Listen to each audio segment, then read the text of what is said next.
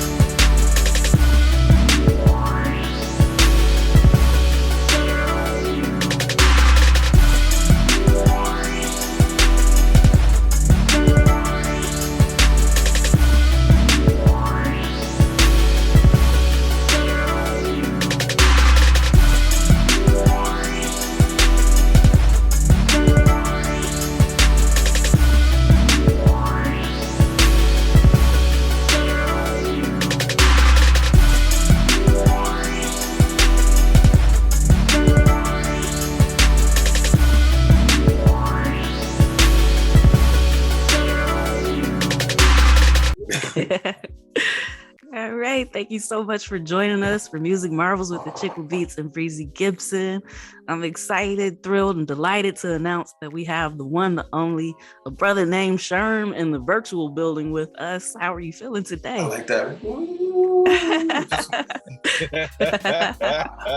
I'm trying to like live in this universe right now. What's up? Well, thank you for having me. What's up, Mr. Gipson? I ain't seen you in a minute, brother. So it's good to see you. I'm hanging, man. I'm hanging in here, man. But you're the one on the red carpet, man. So we're glad that you joined. Man, thank you, brother. First, let's just say happy birthday to Jay Dilla. Yes. Birthday just passed. But other than that, it's all good. I know, right? Yes. Man. Yeah. So what's good with y'all? Yeah. Well, we're good. We're glad to have you back on the show. I should take the top off. Yeah, that might help a little bit. But we're glad that you're back in the building with us. And if you could, just for our audience, now that it's a little bit more expanded, for those who might have missed you the first go around, can you let them know a little bit about who is a brother named Sherm and your role in music? Oh wow, that's a man. Can I just say, refer to my Instagram or my basically I'm just an old school brother that's been here since the 90s. Started in radio in Kalamazoo, Michigan, and done YDR. Whoa, shout out to the Broncos. I am the father of a huge, gigantic DJ by the name of Mr. Seth Troxler, homegrown in Kalamazoo as well. So I've been a wedding DJ, online DJ. I am still an online DJ. Been in Ibiza for like the last 4 years, like living that DJ life. Like honestly, getting a dose of that European DJ life. And now that I'm back in the US, I'm like, it's a different story now. But yeah, so I played parties, festivals. I got to play the whole gambit. It was cool. It was like going to university. Wow. So yeah, that's just amazing in itself. But just all the different things that you managed to run down so quickly. Radio, internet, and then actually being in Ibiza. I mean, we'd be amiss to not have you talk a little bit more about that. So, with the music culture being what it is there, how do you feel that's contributed to the foundation that you already had before you even went there? Actually, what I really appreciated about Ibiza was being appreciated for just who I am. I didn't have to fake who I was in any way, shape, or form. And I was working and getting booked based on me, not based on the fact that, I have a superstar DJ son. It was about what I do and me. And so in fact, a lot of people didn't even know that because Seth was my stepson technically. So a lot of people didn't know or find out after the fact. So, but it was fun to like be able to make my own parties. For instance, like I wanted to make my own nights and get started like that. That's actually how I got started with it. And what I noticed was how I was relevant, especially being at the same age, doing everything, is music style was different. Just everybody there is either they're stuck in their zone, especially the younger kids. I'm a techno DJ, I'm a hard house DJ, I'm a house DJ, but nobody could go back and forth between R&B, maybe dip into a little pop, and then go through the whole gambit of house music. And say play a 5 or 6 hour set and be able to entertain everybody in the room, or be able to go do a pub set, which is all hip hop and our 90s R&B, and then an hour later go across to the island and then just kill like a UK house or garage house set. And so it was cool just to be able to just be appreciated, be who you are, and then just working with the legends that I got to work with. Like, I work with some people I never thought I'd ever be on the same flyer with them, like Paul Johnson, Roy Davis Jr., like legends in the house game. Like, rest in peace, Paul Johnson. But I like I said, it's a university. It was like for real going to university, just like having that chance to just play in front of like 20 people or 30 people in, say, a villa party overlooking the cliffs, the Mediterranean Sea, and then playing some beach party to like, we had COVID, so it was basically, especially first opened up last year, but playing to a couple thousand people at a beach party. So like, Wow. If you're a DJ, you got to do everything. And then I got a chance to do another radio, which I haven't been on radio for ever. And there's this radio station out of UK, Music Galaxy Radio, and it's live, so it's not all this other, like, I know there's a lot of other people out there doing, live radio, doing live sets, but it's a live DJs every hour, on the hour, all day, and it's everybody from around the world. So it's literally the Music Galaxy Radio, and it's such a blessing to be able to do you again on the radio and get appreciated for you. So my audience kind of grew a little bit more. So it's just, like I said, it's just going to university. I'm just rambling on, but yeah, that's it. That's phenomenal. Wouldn't you say, Breezy? Yeah, super phenomenal. Now, on my side, I've got to ask you the $64,000 question. It pops up a lot in my conversations. So when you rolled out your itinerary, what you're involved with, this, that, the other, all that good stuff. Okay, the $64,000 question: when do you sleep? I get like 4 or 5 hours of sleep. That's cool. I mean, but now, now that I'm back in the U.S., it's a different story. We're like settling back in U.S. life, so the hustle's a little bit different. But I mean, being there and at that time, the adrenaline of just being able to be that creative was just enough to keep you going. You didn't need sleep, and it was being able to collaborate with. I worked with Game Over Ibiza, and that's a company there with Carl Cox. They do a lot of promotion for Carl Cox, which is a huge UK international DJ. And so being able to be being able to have a residency with them, again, working with legends and just being able to be appreciated for who you are, and being able to make those nights was amazing. And being able to represent this skin color at the same time, and in a genre that doesn't see us a lot, even though a lot of them sound like us as far as producers and get inspired by us and play a lot of our music. You don't see a lot of us playing that music. So it was nice to be able to be that representation, because a lot of people, especially there, just like an American Black dude, really? You guys don't travel. You guys don't travel internationally. You don't do this. It's not what you do. This is absolutely what I do. So it was good to be the dark-skinned brother in a sea of light brown to lighter. Yeah. Wow. I mean, I just felt like I got to live vicariously through you a little bit, through that story, like that journey. But you had already shouted this out a little bit earlier about DJing on the radio at Wider and Kalamazoo. And one of the things that I remember is that you would break a lot of stuff. So I would hear stuff that I wasn't hearing other places. So that was one of the reasons why I used to love to tune in. It's okay, he's going to play some stuff that's not necessarily out on the singles as well. I mean, you always had a good blend of that. So, I mean, without giving away the secret sauce, how do you kind of choose what you put into your mix and how it'll resonate with your audience? I'll be honest. I just hear it, It's like when you, especially back in the day, back in the Wider days, we would get the whole album.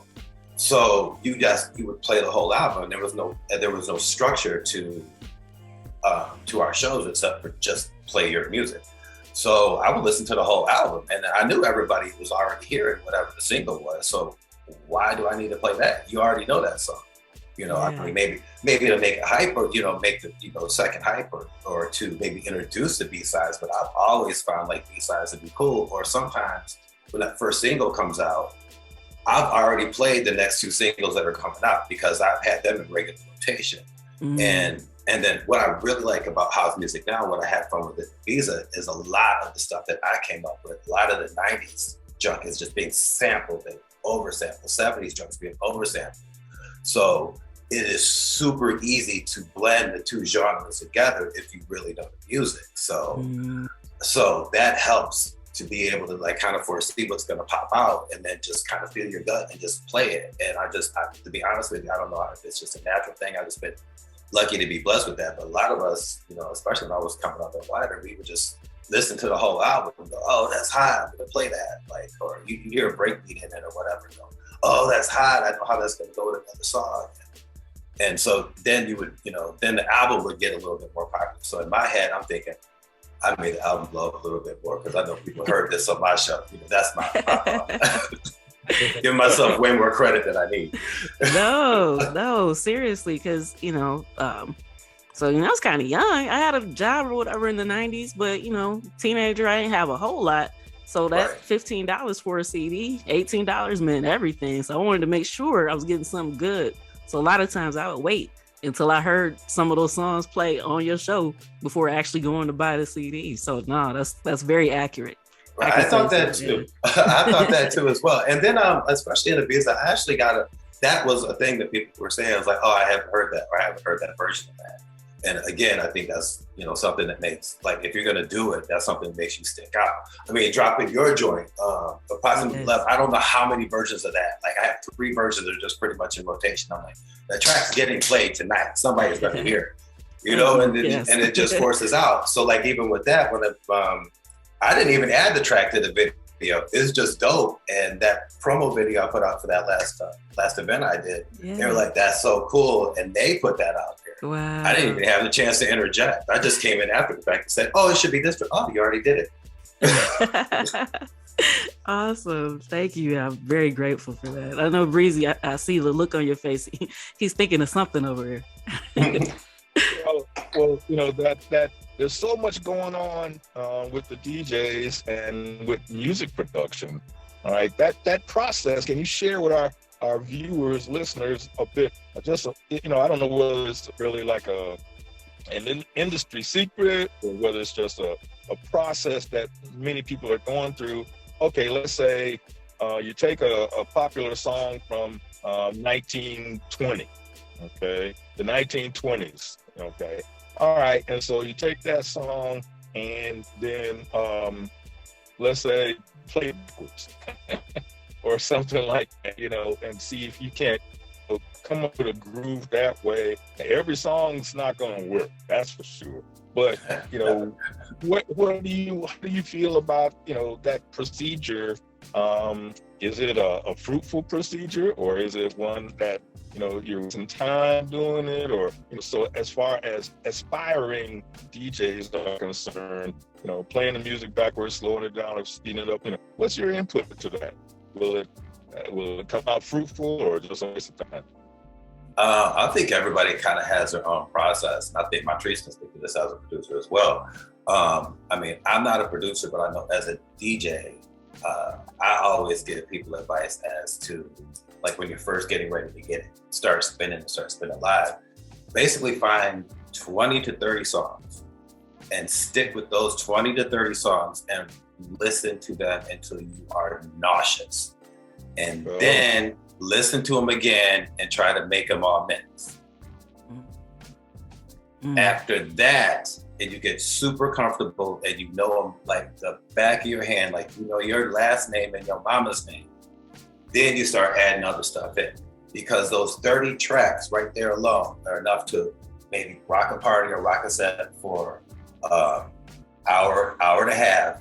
But keep practicing with those tracks, you're gonna figure out how other ones go, how they go back in together. And then you'll hear a melody or you'll accidentally run into a mix and go, oh crap, and that's just gonna lead you to something else. So with that, I think it's just experimentation, because I never really got into producing because I'm just not, I'm just not that patient. Like, I need results like right away. And then I've sat in a room with producers that sit there and they'll listen to a hi-hat for like an hour and tweak the hell out of it. And I'm like, we have listened to the same hi-hat for an hour, you know, what is the difference? I don't hear it. So I'm not that guy on that. With music, I just like to play back and forth. And like I said, you know, if you're an aspiring DJ and you're coming up, and that's a good way I think that these are producing, especially with the equipment that's out now. I mean, you can, if you jump on Instagram, you can see everybody sampling songs. They got everything in a button right now. So I do like this about the industry and how that brings technology, because now it's come a lot different from the old school guys like us. You just play 2 or 3 verses and then you mix the other song in. Now you can, you could change beats, you could come in with effects and change it completely different. And now with all this equipment, I mean, you can see guys up there, or women up there, I'm sorry, people up there, DJs up there now, without even decks, just equipment. And you're literally producing and making something live in the moment. You might even practice a set, but I mean, as an artist in that form, I mean, if something feels it, you're just gonna follow it. You might have some program. So I really do get interested in, especially all the producers now, just watching them work, because to me, I'm just dunked on me. I just play 2 tracks, 3, 4 tracks sometimes, and make them all blend off the mix. I mean, these guys are in here. These people are in here cutting up tracks right there live in front of you. So I mean, one show could not duplicate the other show because of how they do it. So I do love how it's improved the showmanship of the art now. A lot of people are kind of old school. You have a lot of cats like me, my age, that just like, screw that, man. They need records, they need, they need decks. And I'm like, if they're entertaining and they're actually creating up there, that's all the people want. How you do it doesn't matter. Whether you have decks, a controller, or you're just up there with a beat machine. As long as you are creating and providing a groove, that is the end result that any DJ wants. So it ain't about the equipment you use, it's about the groove you bring. That's it. Yeah, well, see, there you have it. There you have it. Aspiring DJs. I mean, seriously, you probably at the door right there for many aspiring artists right there, because, sometimes there's a code that you can't crack, code, they don't know how, and, you're educating folks, with what you're doing, and then by sharing it with a lot of people as well. So we thank you for that. Yeah. Oh, always. In fact, Jazzy Jeff, my hero, the god of all gods, just put out this DJ class on digital DJ tips. And we were all in this chat room talking about it. And I put out big, just capital letters. I was like, Jeff has changed the game. I was like, all the old school cats, like the secrets are out right now. Get on your game, because these young kids are about to slam it. And, but to that, you got to appreciate Jeff for throwing the crap out there. You got to appreciate hearing it from somebody who's proven to be in the game for this long, putting out that information for people. And that's how the game of just being an artist in that form of music, DJ or producer, is going to stay relevant, stay changed, and hopefully just bring all these genres together and be able to get some diversity going on. Because again, like I was saying, it does drive me crazy that people just call themselves, I just do this, when music is just like, throw it on the canvas and just see what happens. So just staying in your zone doesn't help you grow any. I mean, if you're happy in your place, then I guess you're happy in your place. But I know me, if I'm playing for 5 hours, I'm going all over the place. Okay. Yeah, that's what's up. And since you gave your insight for that, what about for artists who might want to try to, maybe impress DJs or whatever? Like, what tips do you have for them as far as when they're actually making music in order to kind of get into rotation? I wish I had the secret for that, but I mean, I know a lot of the producers that I know, they just try to get the music in people's hands. And I mean, we have social media and all that now, but there's so many like fake links to this, or some crap to that, or Ray Jenkins producing out of his basement, making something crazy, but he's got great graphics and everything. So you click on that, you find out this dude's crap. So I think you just have to, like, if you're a producer, like, you find the DJs that do what you like and get that stuff in their hands. I mean, I do get music all the time from people who give me freebies, like, all the time. And I appreciate it. I really don't get to go through all of it, but what I get, and even if it's something I'm gonna play, I get to somebody else that I know is gonna play it. So it's really getting it out into rotation. And just, if you're a producer, DJ, play the hell out. Take every freaking gig you can get, even if it doesn't play well. Say it doesn't pay anything, but the right people are going to be in the building. That's a gig that you need to take. It doesn't matter if there's 50 people. If there's 50 people and 25 of them are producers, DJs, rappers, whatever, that know somebody else or that are well connected, then that's the 25 people you need to deal with out of those 50 people. And that's some exposure you're going to get to somebody else. So you didn't make any money at the moment, but your reputation got built, because we all know how we are. Once you hear something really good, you're going to tell somebody about it. I mean, so, good news and good music travels fast. So I always say, and I'll hear from everybody that I've come up with, play out. Play all the time. I mean, that's how I think I was successful in Ibiza when I first got there. I just played. I didn't care. Honestly, I would go from a stupid pub to somebody's house to a yacht party to opening up at one of the clubs for one of the bigger DJs to doing somebody's after party. Like for a year, I just played. I didn't care if it was garbage. I just played, and I got in front of the right people. So, so I can say that because it's proven, and I've seen so many people do it. You just grind it out and do your thing. You create your own events even. So there's that. I mean, because if you create your own events, then you kind of got control of what you want to do. And then you could bring in the right people. Okay, awesome. So looking at the time, I know it's winding down. I just want to make sure that before I turn it over to Breezy for another question or comment, but I want to make sure everybody knows where to find you, where to follow you, where to keep up with everything that you've got going on. I'm real easy. I am not a social media freak. I just kind of really do it. So on Instagram, it's ABrothaNamedSherm, just like it says on the thing. A brother, not a brother. ABrothaNamedSherm. That's on Instagram, and then it's 25 Productions on Facebook. So I just try to post up there. And again, same thing about ABrothaNamedSherm on SoundCloud, on Mixcloud. And again, I do apologize for my lack of social media, but I'm getting better. All right, you heard it here. Make sure you follow him everywhere that he just mentioned. And turning it back to you, Breezy. Yeah, and so I know you could help a whole lot of our listeners just by speaking a moment on the fact that you actually have to and put the work in, that you have to take this talent that you have and don't just rest on your laurels. You got to get in there and you got to do some, being creative all the way around. Wouldn't you say? What would you have to say to aspiring artists in that regard? I would say absolutely put in the work. It goes back to, like I said, those 30 songs. Like, know your craft, know your equipment, and especially when you start getting out there, be adaptable. Be ready to know the technology. Be ready to play on one mixer, and maybe if you're playing multiple rooms for one night, play on one type of mixer. Say you're on the Allen Heath one time, next time on the Pioneer 900, next time on the Pioneer 10. One minute you might have a Pioneer 3000 CDJ, the next minute you might be on 2 brain turntables. You don't know, so be able to be adaptable. That way you can play multiple venues at the same time, and you make yourself available. So I think that's most important, more than anything. Okay. And practice.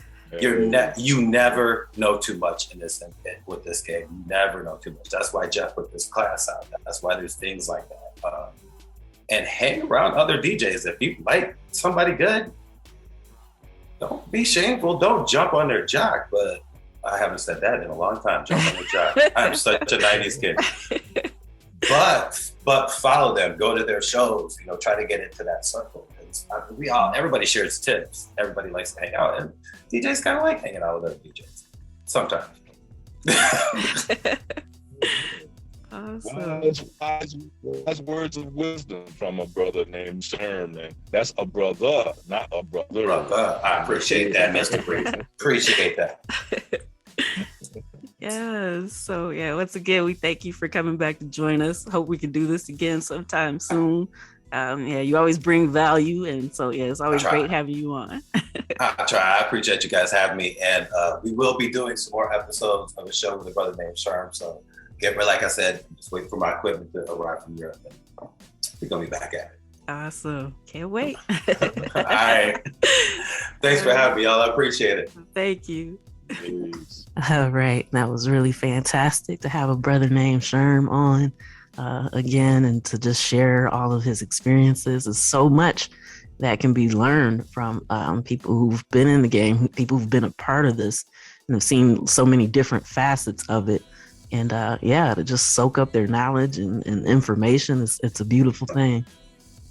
It really is. It truly is. And so, it truly, truly, truly, it truly is. And so we can never say that enough. Yes. All right, we're going to take a quick pause for the cause, and then we'll be back with music industry news right after this.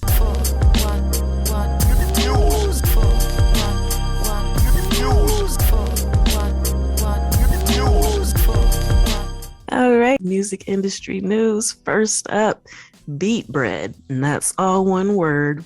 The first B is lowercase. They secured $34 million in investment to drive artist empowerment and for artists to be able to access capital. So it launched in November of 2020. They've made more than 300 advances to artists and music labels across multiple genres, 6 continents, and everybody at different points in their career stages. So the advances offered through there range from as little as $1,000 to as much as $2 million per artist. So artists can receive funding in exchange for a limited share of their existing catalog revenues. So that way the advances can go up against their unreleased music. So this is a pretty good deal for people that kind of need to access some capital to kind of keep putting the music out.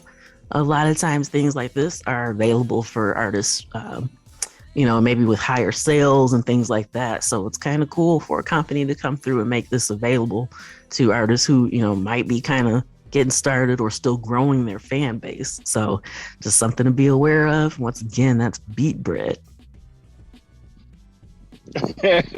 Well, just inspect what you expect. But yeah, that's a good thing in a lot of different regards. Mm-hmm. And Vans and Record Store Day have teamed up to release a compilation album called Portraits of Her, and it highlights groundbreaking women in the music industry. So, this is pretty cool. We're coming up pretty quickly on Women's History Month. So, this is the time, to kind of highlight stuff like this. So they're taking advantage of that. It's going to be a 16-track limited edition vinyl album. And so the tracks have been donated by artists like, I know Taylor Swift's a part of it and others that, some big names that have contributed to this. And so the proceeds are going to benefit We Are Moving the Needle, which is a nonprofit organization that supports female recording artists and professionals in the industry. So, good deal, something to keep an eye out for. Yeah. Get your telescope out, get your binoculars out, and see what's good in it for you. All right, and more opportunities for women. Motown Records and Google are launching a program to elevate women of color in the music industry. So, these are women of color that are creatives, not necessarily singers. So, videographers, photographers, like all these, any kind of content pretty much. But they'll get the chance to work with Motown Records executives and artists. And so, if you're a creative, it's a great opportunity. Of course, contestants must be female, 18 or older, based in the US or DC, and be able to work as a creative collaborator for Motown Records from March of this year through July of this year. So good opportunity. Submissions are open now. Make sure that you visit their website to check that out. If you're eligible or if you're not eligible, share it with someone who is, share the knowledge, spread the knowledge, the information, share the wealth. Yeah. Put your toe in there. See what you can pull out. That's right. Yes. And, we shared with you recently that Issa Rae's Radio and Google have teamed up similarly for women of color artists. So they're looking for artists and producers. Those submissions are open now as well. So at the time, we didn't actually have an official launch date. But yeah, go ahead, jump in. make sure you check it out, submit, do what you can, tell friends. That's one thing that's kind of common within the industry, which is something that we try to dispel here on Music Marvels, but it's okay to share the information. Not everyone is your competition. And whatever's meant for you, you're going to get it. So, you don't have to be stingy with the information. You can share it. It's a good deal. Like, help somebody out. Yep. People helping people. Women helping women. Men helping men. People helping people. That's almost like a tongue twister right there. But people helping people, that's the essence of it all right there. Mm-hmm. All right. And, there's no way that we can't mention this. We've been talking about Spotify a lot, but so has everyone. It's been kind of at the forefront of people's minds lately. But, they say they can't pay songwriters better royalty rates. But then they announced that they have a $320 million Barcelona sponsorship deal. So the thing about this, of course, sponsorship, it's a part of marketing, it's a part of advertising. We get that. But $320 million for that, while keep in mind that it pays artists less than a penny per stream.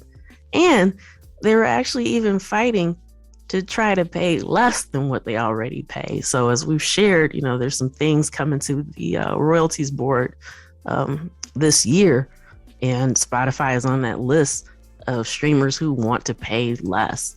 So they're trying to keep it at just 10.5% of their services revenues, which is approximately a third of what Spotify keeps for itself from the subscriptions and the advertising income. So they get a 30% cut, but the songwriters only get 10.5%. So just some information for you to have as all this stuff is coming to light and kind of unfolding, stuff that a lot of us in the industry have already known, but now it's becoming a little bit more common knowledge. So we've seen a lot of people that have been a part of the exodus and, trying to make sure the artists get what they actually deserve. But just something to be aware of. Hopefully, since this got a little backlash, maybe Spotify can kind of rethink their payouts a little bit. I know, fingers crossed, but we'll see what happens. Yeah. Again, I wish I had an air horn right now. Inspect what you expect. And I'll leave it like that. All right. Then Giants documentary is coming forth from the legendary music channel on YouTube. The first episode is available. You can check it out, but it highlights and honors and preserves the legacy of pioneering electronic artists by sharing their untold stories with the world. So, it's always great to check out documentaries. I'm a huge fan of them, but to see people who've made it and people who have done incredible things and hear their stories, once again, like we were just mentioning earlier, it's always something to be learned from that. And a lot of times, by the time someone's famous, by the time we know who they are, it almost seems like maybe it was an overnight thing. But to actually see the struggle and the effort, the determination that has to go into something like that happening kind of gives you a little bit of levity as an artist. You can see like, okay, these trials and stuff that I'm experiencing aren't, singular to me. Other people have went through it, but came out on the other side of it. So yeah, definitely something to check out.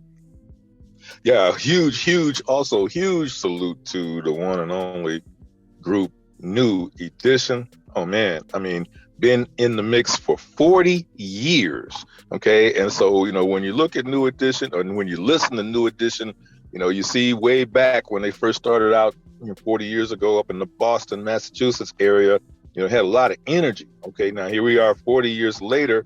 They still got that energy. That's a big surprise. So when you add energy in with experience, there's a lot of things going on. They're just starting a new 30-city tour. Today, actually, is the first day of that tour. So check them out, look them up, partake of the music. You may have heard it before.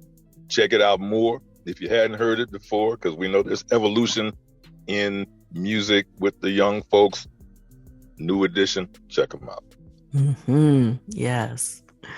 All right. And speaking of documentaries, there's a new tell-all Dionne Warwick one coming from CNN Plus. And once that actually launches, that's going to pop off. But yeah, the film's called Don't Make Me Over, and it's supposed to cover her rise to music superstardom, from singing in her grandfather's church to her life beyond the lights, and even standing up to discrimination in the US and all over the world. So, that's going to be really exciting to see. If you're not on Twitter, you definitely want to check out her tweets. I mean, she's incredibly entertaining. And, in addition to good music, she's got a great sense of humor. And I'm really excited to check out the documentary once CNN Plus launches. Oh, yes. It's going to be some good stuff.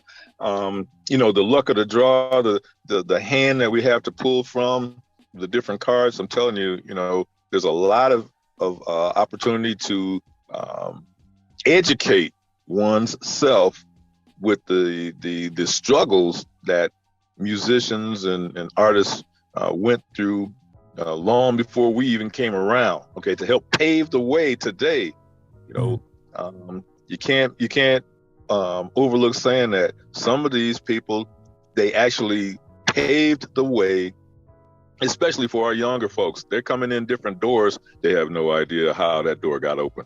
They got open a long time ago by these specific artists that you're speaking of. Dionne Warwick is one of them. Yeah, you got to know where you've been and know where you're going. So yeah, very important. Sting has joined in, and he sold his catalog to Universal for more than $300 million. So the exact figure hasn't been disclosed, but we know it was at least that. And so the catalog features the entirety of his solo works as well as his work with the Police. So, I mean, if you even think, just a couple songs that come to mind immediately, I'll Be Watching You, Rock Sand. Think about how often you hear those when you're just sitting watching TV or movies. So yeah, it definitely had to be more than 300 million, because he's pulling in a ton of sync royalties, not to mention when you're other places and you just hear it going anytime that stuff is sampled by people. So yeah, Sting went ahead and joined the ranks of a lot of artists that were popular during that same period of time. So yeah, it's definitely a trend that we've been seeing and talking about. It seems like almost weekly, wouldn't you say? Yeah, even bi-weekly or even tri-weekly.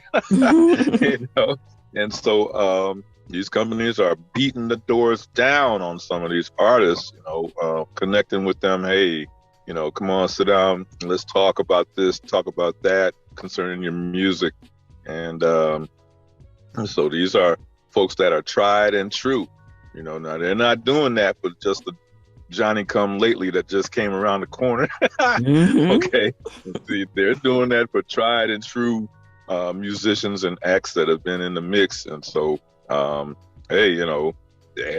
it's there for the taking, so they're taking it. Absolutely. Yeah, but that's a great point. The ones that are tried and true.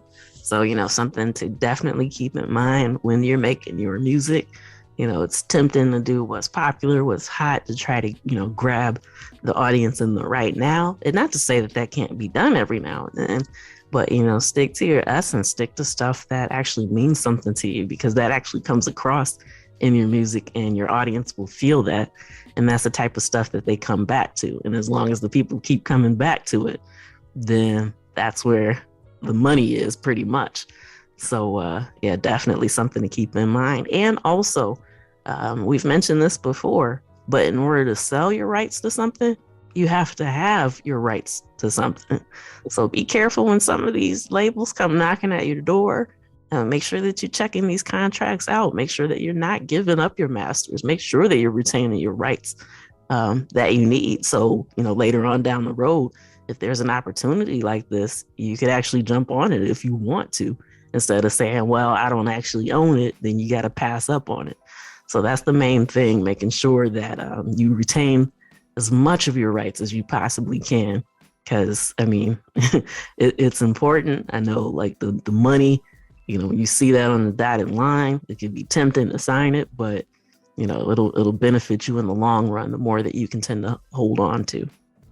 Yeah, because in the industry, okay, at the end of the day, or even at the beginning of the day, music is a business. So you gotta, if you're an aspiring artist, or even if you're a professional, you gotta sit back and think about that.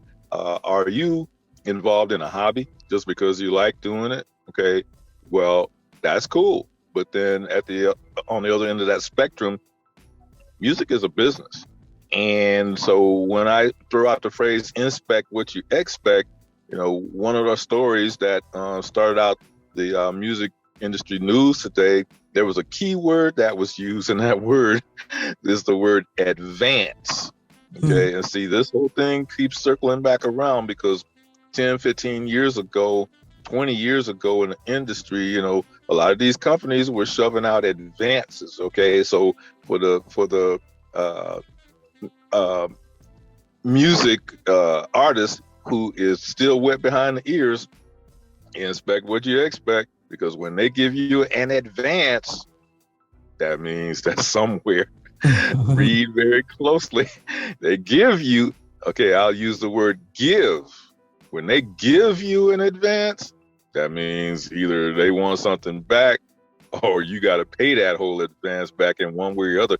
So get yourself somebody on your team that can absorb the vocabulary very well.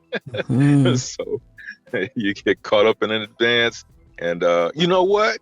And if something like that pops up in the music industry that you really are not sure about, you got somebody right here, Achickwitbeatz. Reach out to her through achickwitbeatz.com, because she provides consulting for artists and so on and so forth.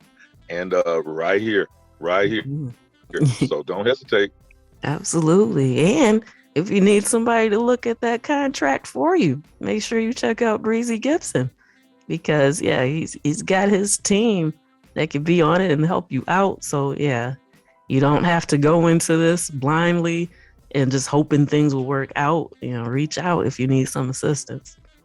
Yeah, because we when we say inspect what you expect, we say that in a positive tone.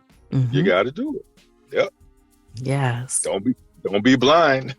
All right. Audiomack has chosen Mo Engage. That's all one word, Mo Engage, to create personalized experiences for artists, creators, and music lovers.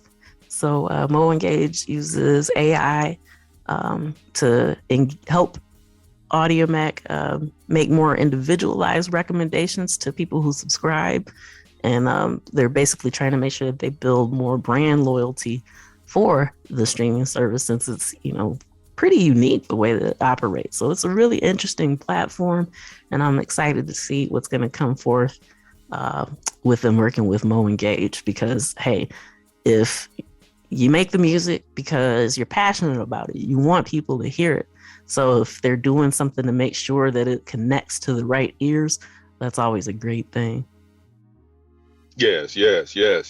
And, another example is right here on the Music Marvels. Now don't think, that during the 2 weeks time, that actually Achickwitbeatz and I are not communicating concerning these different situations and that come up in the music business, news stories and so on and so forth. Don't walk in that door thinking that, because you got some clout that you know everything. Don't do that. Okay, so you got, seek education and information, and you get it right here on this show.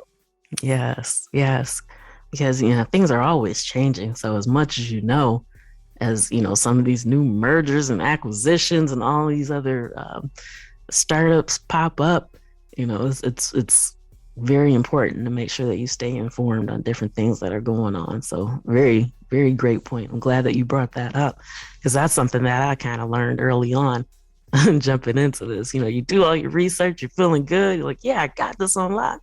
And then all of a sudden there's a new change, and it's like, oh, wait a minute. So then you kind of got to relook at everything. So yeah, very, very good point.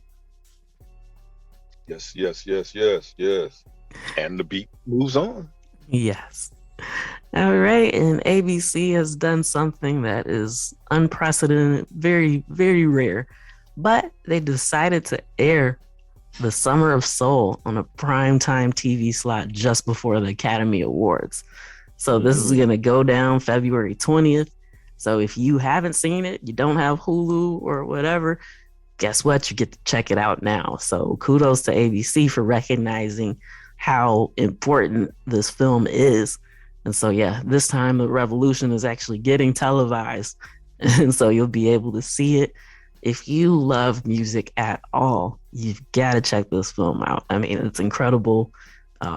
Man, I've seen it more than once, and it's just it doesn't lessen the enjoyment at all. It's something that's phenomenal. And to think that something like this went on in the same year as Woodstock, but you never hear about it as frequently as you did with Woodstock. But yeah, this was an incredible film. And I can only imagine what it would be like to be amongst all that energy there. But you got a chance to check it out Sunday, February 20th on ABC. And speaking of that, already February 20th now, just a day or two ago, it was January 1st. So the reason I bring this topic up is because if you're involved in the music industry, don't procrastinate. You got energy, work with that energy, mold that energy, do whatever you can with that energy to boost yourself forward by all means in every way possible, because before you know it, it's going to be the holiday season again at the end of the year. Okay. And if you have procrastinated, this whole year will pass you by. And if the whole year passes you by, that means the music industry is passing you by as well. Okay. So just a tip, feed off your energy, try to manifest that into something great for yourself and for your crew and whatever. And because you can do it. There's nothing, the only thing holding you back is you. Right. Yep. For sure. All right. Sony Music's $430 million buyout of AWOL from Cobalt Music Group got cleared by the UK competition Watchdog. So after an investigation that lasted for months, they decided that the deal was cool and it doesn't substantially decrease competition in the UK. And so the deal was struck last February, but it came under scrutiny in September. But now they've given it a green light. It's good to go. Okay. Well, there you go. There's another one. Yeah. And this I found quite interesting. The worldwide online music education industry is expected to reach $421 million or more by 2027. So the market already held a market size of about $130.74 million in 2020. But yeah, it's expected to grow quite a bit. So just something to kind of keep in mind. That means there's going to be a lot of music teaching going on in the future. And, hey, if you have an expertise in something, that might be something that you might be able to get into, look into holding classes online to make sure that you can get a piece of that pie. Yes. The pie's out there. Mm-hmm. So, show up with your plate and your knife and fork and slice. Hey, get yourself a slice or two or three. Yes.